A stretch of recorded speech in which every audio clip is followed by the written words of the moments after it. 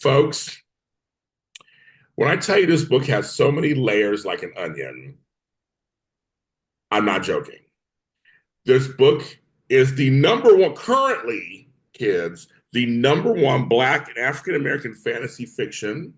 It's also number 12 on the magical, I can't read my own fiction, I guess, magical reality fiction, realism fiction. This book is a hit, okay, already on Amazon. That means you need to run, not walk, to your phone or tablet after you watch this interview, and you need to run and buy this book. And I'm telling you, as you see behind if you're watching, it's The Wondrous Lives and Loves of Nella Carter. It is historic, it is spiritual, it is esoteric, it is action, it's romance, it's love and loss, it's all these things. And when I looked at my guests who wrote the book, and writing a book ain't easy, folks. You don't just wake up and write a book. Um, I could tell a lot of heart was put and thought was put into this because she's also an educator, and has spent a while of time helping support students and helping teachers on how to teach, um, these are stories and how to get stuff out there. She was the 2021 We Need Diverse Book Mentee under Rajani LaRocca. Was that right? Mhm. And it just tells me that she's into weaving stories that have meaning and thought. Because I'm telling you, this book, I was thinking all kind of stuff. Help me welcome Bree Wusu. Bree Wusu, Yay! how are you? Usu. I know it's the African last name, right? I love it. I do. I'm waiting to go over to the motherland one day. I'd love to see it. But I interviewed Nazinga Stewart, Mhm. who is a famous Black directrix early in her career, and she told me her name was something totally different. She went to Africa, went to West Africa, and said when she went to that beach where you crossed that line where the Mhm. slaves were sold and their names were changed, it profoundly hit her. And the interviews on my show called Breaking Into, you can check it out, where she talks about how she was like, I want to reclaim a name. And just how there's some beautiful names that come from Mhm. Africa. And so you married someone into that, but just some there's beautiful names, isn't there? Yeah. African heritage. No, it's a whole story and a half. Like I come from like the American South. My family, we can trace it back to the plantation down in Havana, Florida. We knew that one of my ancestors was a Confederate general. And so it's just like that's just how things work. And what's your last name? So it was really cool when I married my husband to be like, oh man, this is a free name. Like his people were never, they've always been free. And now I have three children. And so it's just a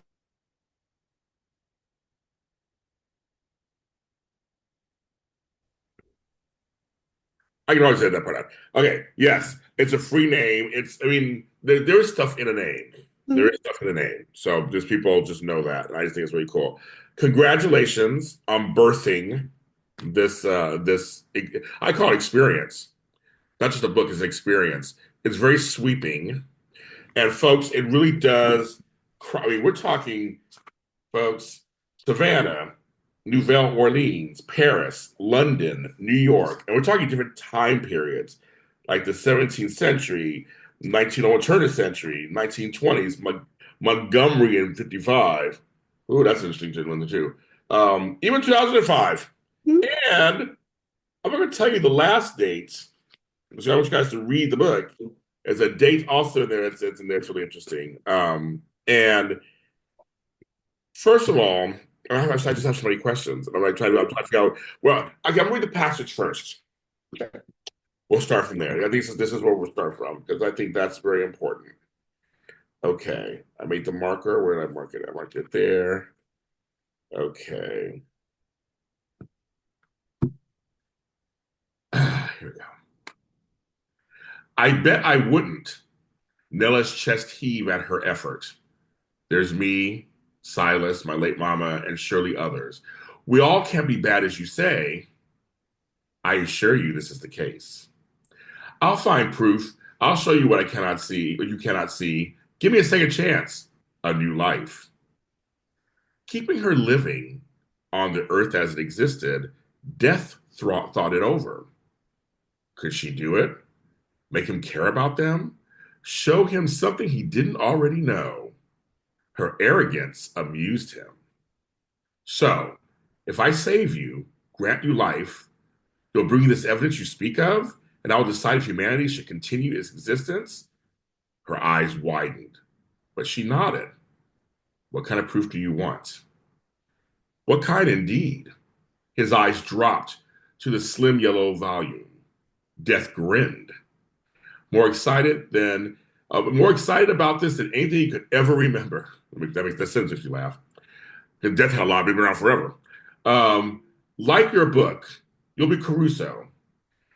Record your adventures. Show me that man is redeemable, worth saving. He hadn't paid much attention to the innate scribblings of humans and their vain attempts at remembrance, but this would be different. This would be written for him, and only he would know. What's the catch? Her eyes narrowed. There's always a price. Now, I'm going to skip a few because I want to get to this part here.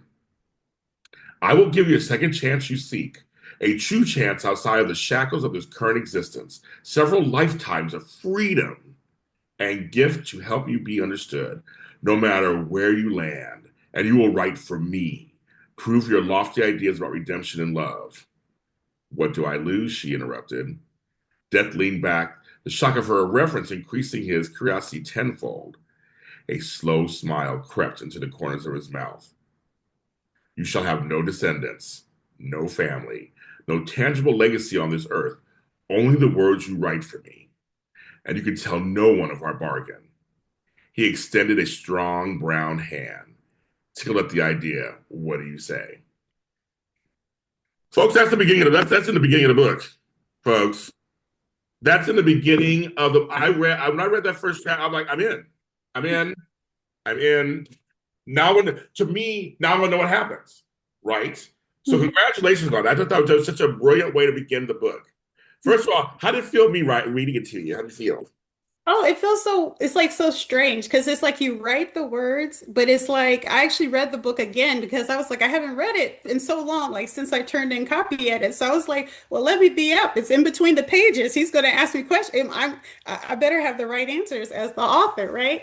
And so I was reading it again, and I always have the experience of like, I don't know how this thing came to be. Like it's when I'm writing, I hear the characters. And so I always say, I feel like I'm writing like hell to capture what they're saying because it's almost like I'm a medium and it's like I don't have like always the strongest setting because I don't see them. I just kind of hear them talking and how they would be reacting and how they go back and forth. And so I think, I was always really proud that the chapter with Death has always kind of been the same from like the very first draft, the very first thing. Death always, appeared on the page, and you're like, well, where would Death be going? And it's not good Okay. for whoever finds him. And so just kind of going through like what would it feel like to kind of just be dealing with humans? Like I've been dealing with them for almost 40 years. Imagine millennia, millennia of dealing with humans, how you would be feeling, on just a random day. Yeah, and there's several things that go on with this. One, she has the strength to talk to death that way. That's number one. Our black women are strong, folks. If that ain't the truth, that is the truth. Number two, death kind of amused me a little bit, and he pops up in the book, folks. Death is not that's not it. Death comes back in that. It's like I chuckle when he says, I'm like he's talking about, the long times he can remember. I'm like, but he's been around forever. So he's really amused by this Nella character. He's really amused by her. Like that must be something, right? Mhm. So I want to ask you, starting out, because we're in between the pages, you heard the story. So who'd you hear first? Did you hear Death or did you hear Nella? I think it was Death first Okay. because it's like it's Nella's story, but like he's like the antagonist throughout the entire thing. So without him, it has no form. She would have just died.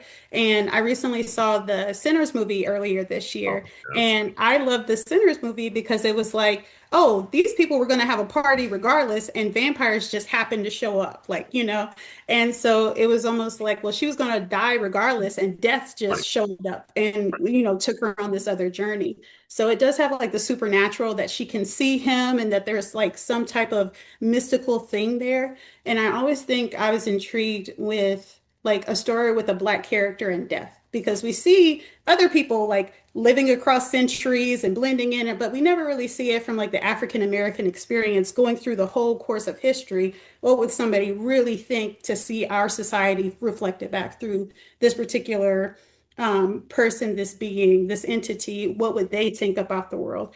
And so I always, with my characters, like they're always Black. Like I don't know how to do that, but I always try to do it in a way that is like transparent. So it's never like in your face or it's like it's not an issue driven book or any she's Right. just a person that death happened to run into and what did she experience as she went along the way.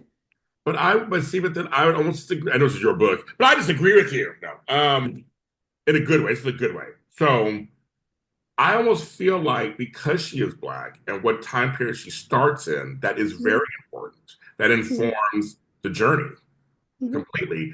And for her to maybe we're saying the same thing. I don't know. Yeah. I feel very strongly that because she is Black and she's Hmm. a Black woman, which we Hmm. never see that in these kind of stories. So number one, we just don't see it. If you're out there, folks, come to me, tell me some more. I don't know. I don't see them. Black men, I've seen a few, and like I said, men and white, but not other races I've seen, but I've not seen a Black woman from Hmm. that time period she starts in to say, okay, now you'll be understood wherever you go. I mean, I'm just thinking that phrase, that sentiment, right? I mean, please Hmm. explain that. Oh, yeah. Because it was like, well, in earlier drafts, it was like, well, maybe he's giving her money. What advantages does she have to like live this long and be going through the world? And I was like, there was the movie Meet Joe Black, and Yeah, there was a particular scene with the Jamaican grandmother, and he slips into his accent and he talks to her, and they have it. And I was like, well, Death would definitely speak across the different, that would be a gift he had, and like what would be an advantage that she would have as she's going to all these different places. She's got to have one advantage yeah. because she's got to make her own way and make her own fortune.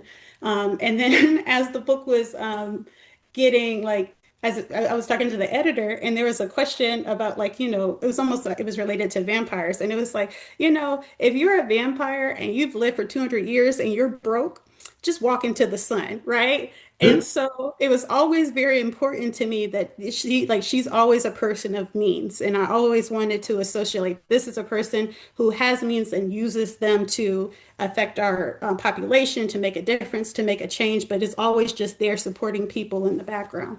So it's just kind of that confluence of just being educated, being worldly, being able to see, but just being able to see like the dynamicness that is her, that is us, to like how we would continue to endure and thrive in any given situation. But also, I agree with all that. But also, there's another layer. Folks, I'm telling you, there's so many layers to this book. The other layer is she's keeping this huge secret, basically, as she goes through time. She's like Mhm. living these lives, but there's a reason why she's living them. But not everybody knows why she's living them. They don't know why. She's not saying, well, death told me I can do this. Oh my God, like totally. Like, no, Yeah. she's been living this. We're going through these adventures with her. And there's times in the book where you almost forget the reason she's there. I'm going to say one name, Sebastian Moore, um, where she's living the life Hmm. and writing all this stuff. But like, there's an expiration, there's a date on it. Yeah. And she's going to another. I mean, I thought that's ingenious also. So congratulations on that. I love that. So okay. So I guess the next question would be, did you know what part was it? Did you really think about it? Did you know which time periods and where you were going for each of the chapters? Mhm. Yeah, from the very beginning. I'm very much like an outliner. And the Okay. way the whole book came and like how the project developed and how everything has been going, it was always like very clear that like where like she would be going throughout time. And in addition to that, there were people who got cut from the book just for space. Like there's like a whole, let me see, two, three other people. It was like up to like seven loves. There was a lot, and it just just for space and just what actually like made the story go through. And so there's like hints to those people in the Okay. story, like when she went to a particular place, but there's not that particular, you don't get to see that particular love in the final edited version. But it was like in all those places going across time and space, it was like very much like intentional to see a wide breadth of the world and to see not just the American experience, but like how would she do in London and what would it be like to be in Paris and, sailing down the Mykonos and all of that type of stuff. I did find there were some through lines, Mhm. obviously, each place. I don't want to give all them away 'cause I want people to read it and figure out themselves. But to me, there is a connection to each place she goes to and each time period. And that's Mhm. why I asked you, it was a very deliberate because Mhm.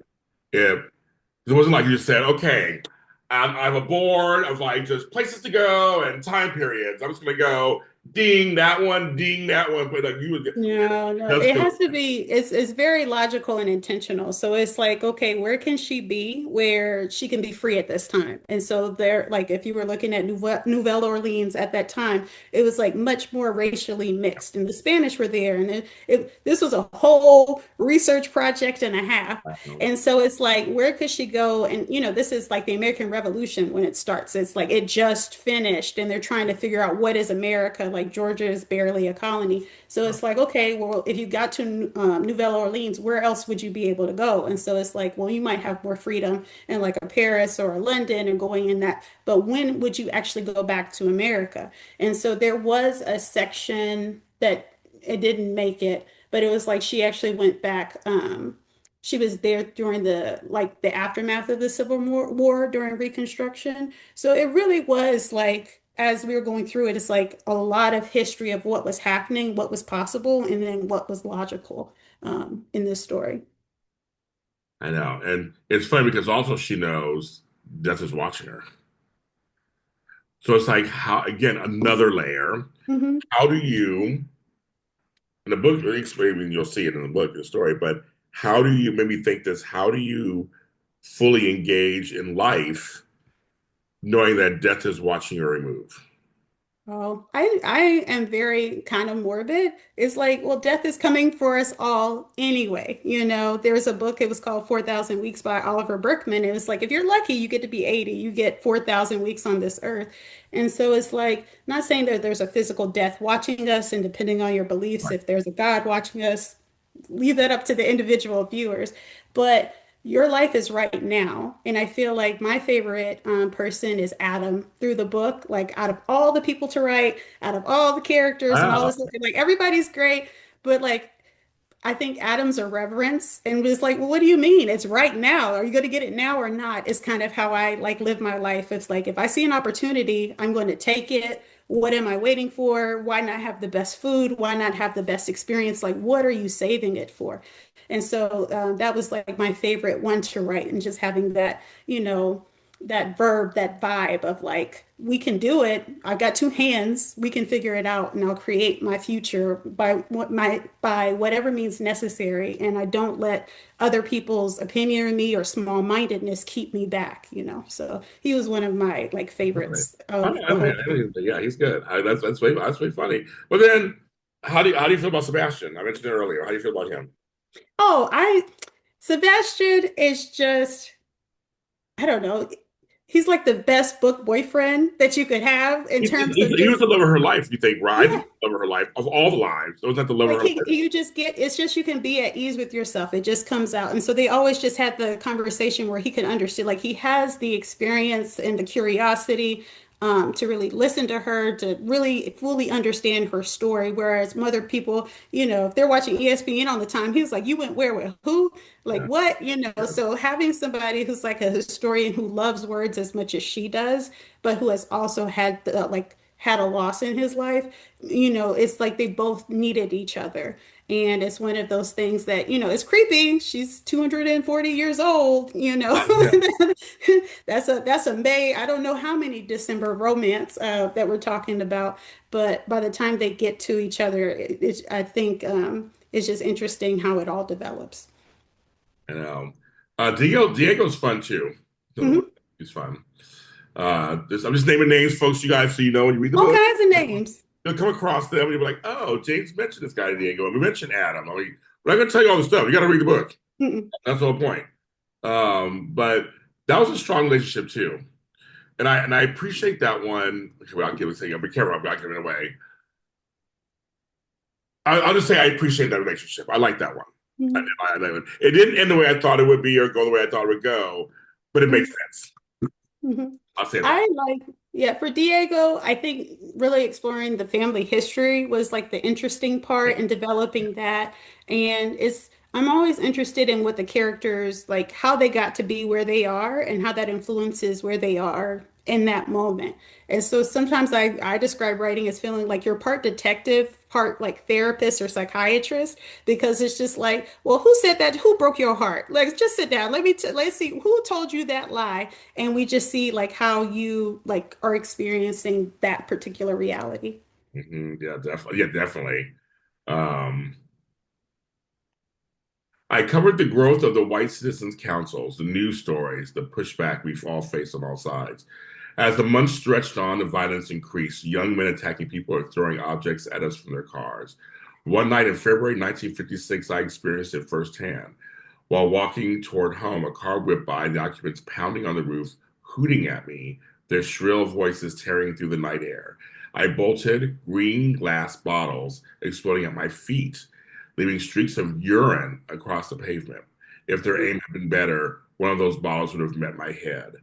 I ran the narrow way between two houses and managed to escape. I again, I wasn't born. I was born about 10 years later. But hearing that kind of story, talking to my grandparents who are from the South, Hmm. my grandmother saying she was 14 years old and accidentally drank out of the wrong water fountain, Yeah. almost got arrested. I'm thinking you're a 14-year-old girl. I just Hmm. have no concept whatsoever, right? And my sweet grandmother, I'm like, what? Who never broke a law in her life. Yeah. But reading, there is some historical stuff, and Hmm. that's from the Montgomery chapter. Yeah. It's very heavy. That's a very heavy one, and I felt very much. I felt I feel like I was transported back there.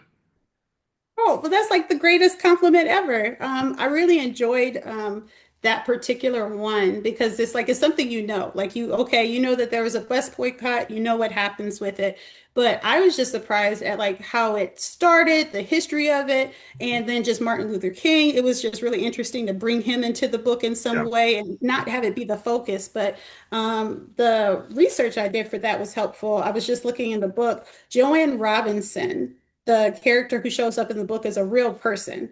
Oh, And she was 100% like that was real. The Women's Political Council, she oh, was in charge of that. And so they were the ones who like had the idea for the bus boycott and everybody else jumped on. And then it was like the Montgomery Improvement yeah. Association.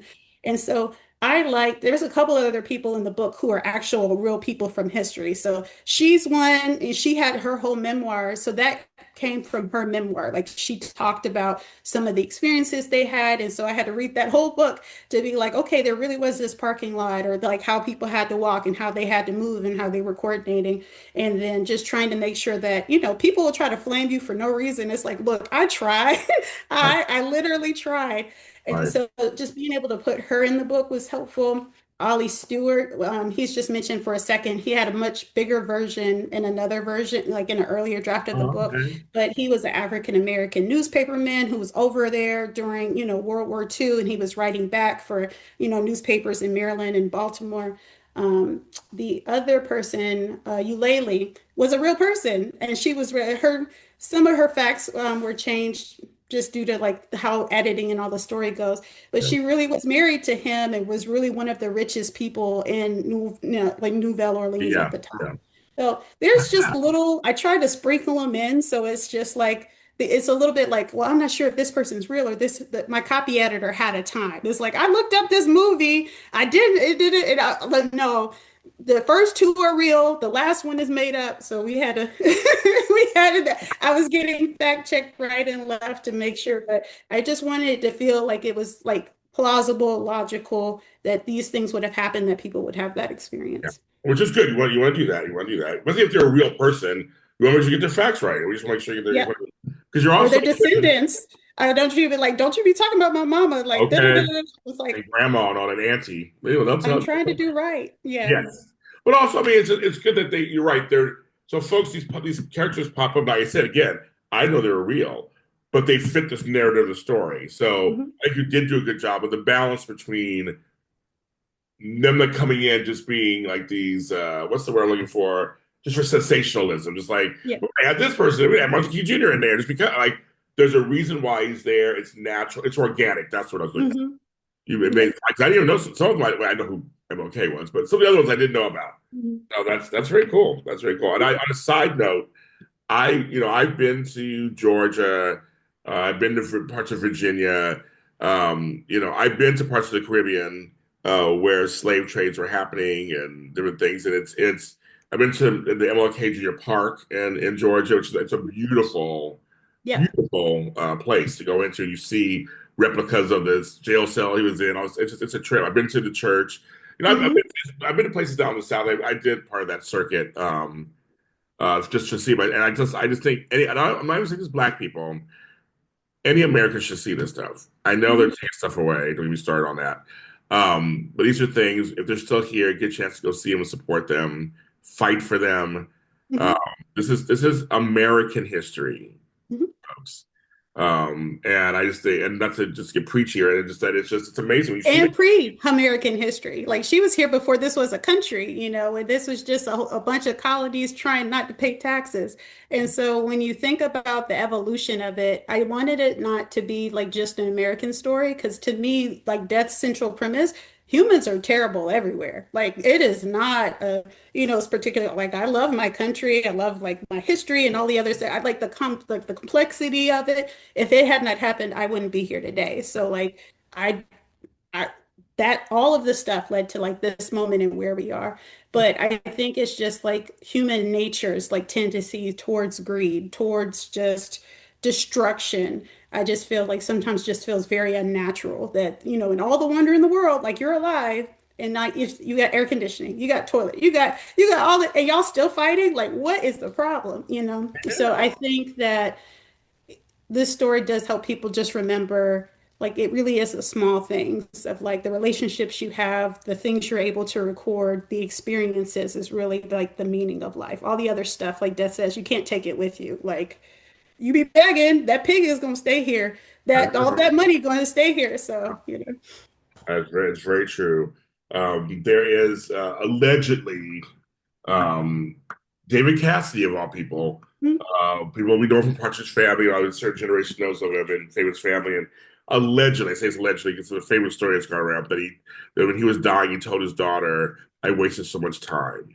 And I think and that's something that I think with this story, I say it for this story and stuff that Nella is she's trying to show death that it's not wasteful, that we're humans, but there's good in the world. Mhm.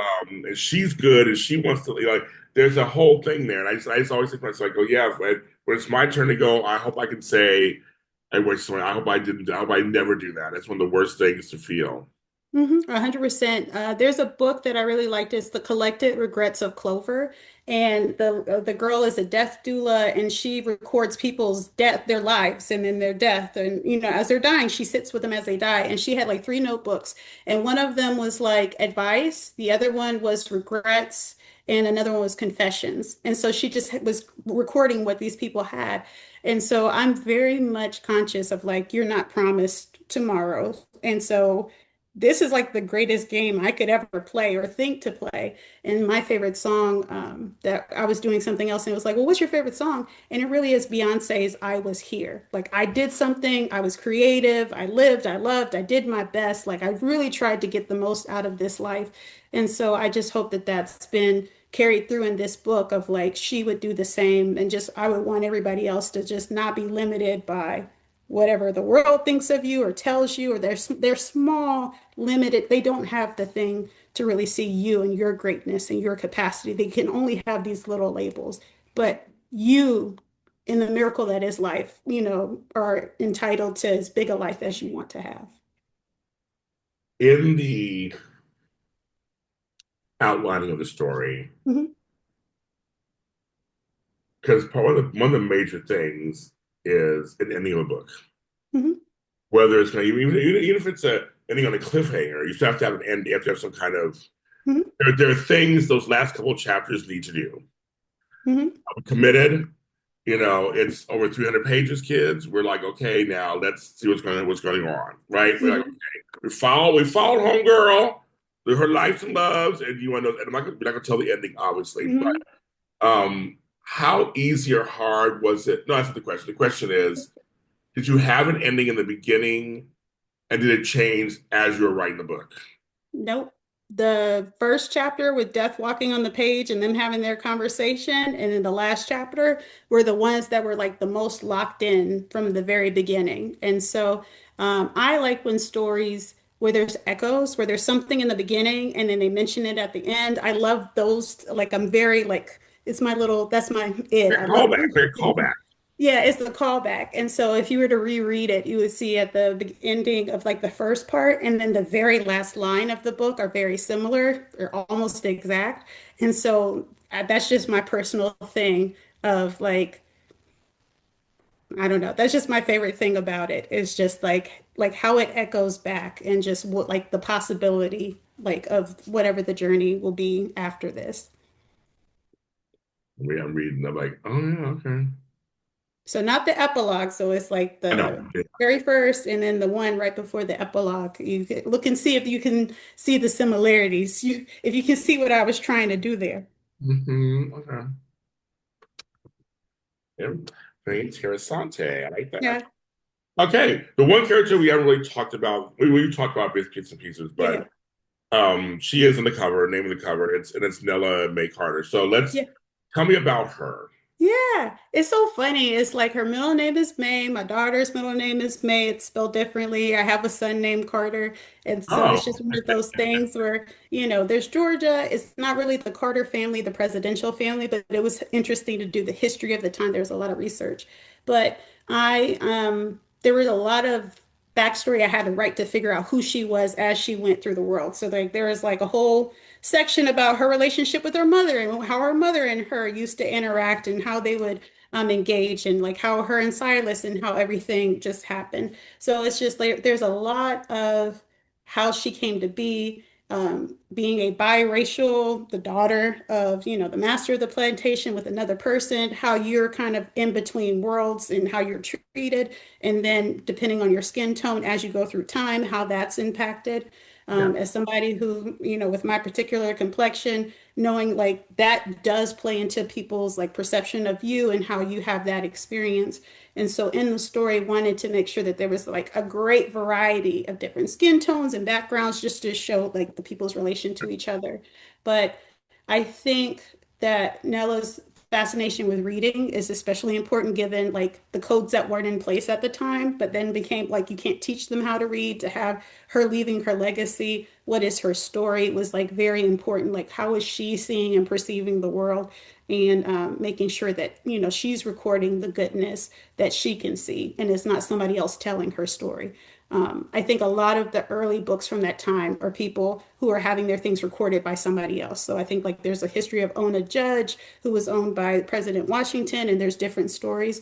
But just what would somebody from that time, if they were today, what would they be able to say about the world? yeah, that's very cool because that's again where she's born into. A lot of things we're not having for us black folks. We weren't allowed to do a lot of things. Mm-hmm. And then she's now again, which adds to the layers I mentioned Yeah. earlier. I put myself into like, well, now she's gonna be allowed. Like you said, you'll be free wherever you go. You will be, but then it's there's a incident that happens to her back when she was out like on the plantation, Yes, and it was one of the things that I added in later because I can't just try to whitewash history or try to pretend like it wasn't. Like there's no way she would have gotten to a certain age without this right, particular right, event right. happening. And so it's just like, taking the look at history and just saying what it is and not trying to like hide it, but this Yeah. is kind of how these things worked. How is it for you? Now just to take a left turn, but it's a cousin to this conversation. Mhm. How are you? Because I on this show I always talk about we don't ban books. We don't believe in banning books. We don't believe it. We believe in diversity means everything, not just Mhm. black. We believe diversity is everything. How are you handling this stuff with the current state of people trying to erase books, certain people, certain author? I mean, how are you handling I feel like it's almost it's called the Barbara Streisand effect. Like by trying to hide something, you make it even bigger than if you had just not said anything. Like if you hadn't put this thing on a list, nobody was going to read that book. But the minute you tell somebody not to do something, well, Yeah, I'm going to read it anyway. I'm going to read it out of spite. And yeah, so I think the banned books to me, this whole situation to me always reveals more about the people who are doing the taking away. Like if you have to keep again, things so small and have to keep people's minds so narrow for them to continue to believe a certain thing. I just believe there's some immutable truths. Like truth is truth. And so you can tell me anything, and I'll be like, huh, I can change my mind. It's going to be okay. If there's a nuance, this is true, this is true. But I think the banned books are always a way to assert control and assert authority. And a little bit in my next book that I'm writing, it really is like how artificial that control is, and the people who are giving these dictates, y'all really shouldn't be in charge of anything or nothing. Like, wait, hold up. Are we all waking up to the fact that you shouldn't be in charge of nothing and I can just do what I want to do? Oh, okay. So I feel like that's where I'm seeing the world kind of evolving is like people just remembering like, hey, I have my own agency. You can believe what you want to believe. I'm going to read what I want to believe because I think in this book too, the American dream is a dream. It doesn't really exist for most people. And so just seeing how people were still able to like live and love and be able to evolve underneath all of these systems, I think is the real human thing. Like money is not the most important thing at all. And yeah, so it's really about the experiences and the quality of the life you have. yeah. I, I mean, summed up perfectly. Um, is this the last we're going to see Nella, you think? Or do you think she might show up later? I don't know. I don't know anything if she shows up in another form. I know she's an audiobook and she'll be available on December 1st if people want to see the lovely talents of like Nicole Cash and, to see what she sounds like. And then, to be able to hear Death. He's a different narrator as well. So that's one iteration. So I don't know beyond it. The one that I'm working on as a potential follow-up is not the same world, but it's got like still Black characters kind of doing magical stuff and experiencing the world and kind of getting through. Um, but yeah, she had a long life. I don't know if there are that many Yeah, stories to tell. she did. Folks, as of recording, this is the number one Amazon best-selling Black and African American fantasy fiction. I just want to make sure I say it again. To go number one, I've gone number one a couple of times on the Amazon charts. It's not easy. There's a lot of books out there for us that get released every day, all the Yeah. time. So that's a big achievement. Congratulations. It's a big achievement. And 100%. The like being chosen for Amazon First Reads is like that felt like winning the lottery to be like being at that stage and that platform. And so I've been writing since 2018, like when I was like, I'm really going to be a writer. And I was a little bit different than everybody when it comes to writing. Like when I look at the writing, I was always inspired. There was an article about Peter Pan, the man who wrote Peter Pan, gifted the rights to Peter Pan to a hospital. And that person died in like the 1930s. That hospital is still getting money in oh, wow. perpetuity based off the Peter Pan story. And so part of the reason that I love stories, I love writing and how the stories of people long since dead are still impacting me in my life. I'm also interested in what are the big ideas that will continue to generate, interest and then also revenue beyond my own lifetime. Like, what can I create that's big enough that, my children's children could potentially have like revenue and some type of thing like from it or have their own legacy that, my great great grandmama did something that mattered to somebody at some time. So I don't know if this will be this particular book, but this is like Adam. I'm trying. I'm gonna keep creating and putting things out there. Well, I'll tell you, this book, folks, and it's for everybody, but I'm going to say, especially for Black women, it's a great read. I mean, it's a great read. You're the center focus of the story. And I just want to make sure I get that out to folks because I have friends like, what should I want to read something or read something that they can read that they can be relatable to. And I'm telling you, Mhm. you will think about stuff when you read this book. You'll be thinking, what did I do in that situation? Or what if I was told this? Or what if I talk to death? Or how do I respond to death? And Mhm. I know it's trying to say, how do I respond to death? It's a character in the book. Yeah, Um, but I said it's just such a great read. Thank you, Bree, for being on the show. Wusu. always. Oh, I hope to be back soon. I see you have a lot of repeat guests, so I'll have to get to writing so I can come back and Yes. visit. No, you are welcome anytime. Any books, come back on the show, girl. Anytime. Anytime. I think to you folks, it's on Amazon. So you have Kindle, paperback, and you said audio's coming out soon, or is it out already? Yeah, so you can get it now because of Amazon First Reads. If you're an Amazon Prime member or if you're part of Kindle Unlimited, you can get it for free if you want it to be your book or as a like a discount. And then December 1st is the official launch date where you can get it here in America. And then it also is being published in the UK. So you can get it on December 4th if you are over the pond watching this and experiencing that way. But you can also, I think it's Target. Barnes and Noble, at least online, you can get it those places as well. And I do have fans across the pond, so you guys keep it open. And if they want to talk to you, you have a website, so it's your chance Yeah. to tell them this, all this stuff. Mhm. Oh, yes. So my website is www.brionnywusu.com. It's like if you get the book, it's on the back. It's like in all of my bios that I try to do all the updates. Like I said, this is my first interview as an author. And so I know that one of the things I've talked about is like coming to book clubs virtually to see, talking about the characters doing very much the same thing. And then also encouraging other people to write their own stories and being able to, pull their creations and making you see that this is a very real thing that you can create with plans and strategy. So I'm excited just to see where it goes and just getting ready for the author life pretty much. Hey, I'm a fan. I'm in. Yeah. I'm in. And again, like I always say on these shows, support indie writers. Mhm. Well, I mean, alongside the big ones, you support them too. I have some friends who are big time writers, but also support the indie writer. Mhm. Um, do your best to expand your reach of people because I do these shows like you so I can help you with that because there's so many great writers, Mhm. just you don't know who they are. And I know sometimes you'll see it, you go to go to a library or a bookstore just to see a books. You Yeah. don't know, but maybe take a chance, turn it over, read the back of it, maybe. Who knows? Look them up online, see what they're talking Mhm. about. Interviews like this. Yeah. Uh, you may learn something and go, I gotta check that book out. So I will continue to support writers and authors. And we'll always go in between the pages, of course, with them. We're on Facebook. I'm everywhere. You know, Yep. I'm James Lott Jr. everywhere in TikTok, all of it. Yep. So follow, and I always try to support anybody on the come up. That's what we do. We uplift each other. Everyone, please take care of yourselves out there. Read a book. There's nothing. Many books. Read a book. This book.